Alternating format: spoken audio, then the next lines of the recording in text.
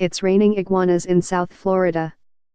With temperatures falling into the 30s in the region, the reptiles are getting stunned by the cold and falling from trees, often ending up on people's lawns.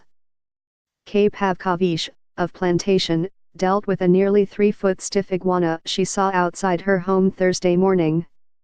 She didn't want the iguana on her deck, so she picked up the reptile by the tail with a towel and placed it in the sunlight to warm up.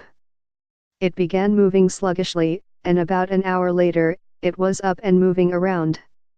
She remembered from a prior cold snap that iguanas usually are still alive despite looking dead. "We don't like iguanas," she said. "But there's no way on earth I'm going to hurt them." Green iguanas are an exotic species in Florida known for eating through landscaping and digging burrows that undermine infrastructure. The non-native iguana populations took a hit in 2010 when the state went through a similar cold snap.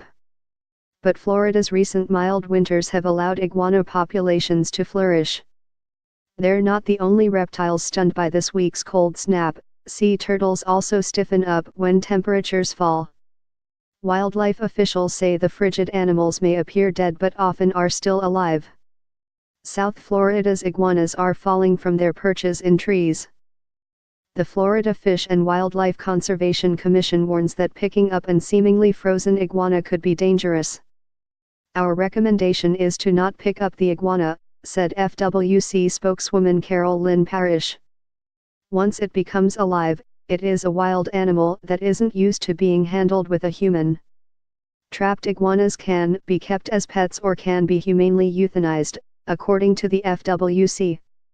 Residents can call an exotic veterinarian, humane society or animal control to euthanize the iguanas, the agency said. The Associated Press contributed to this story. South Florida's booming iguana population is far from endangered, but the reptiles could be in the crosshairs soon. State officials are looking at ways to control the critters. The Florida Fish and Wildlife Conservation Commission will begin offering workshops in the coming months to teach the South Florida's booming iguana population is far from endangered, but the reptiles could be in the crosshairs soon. State officials are looking at ways to control the critters.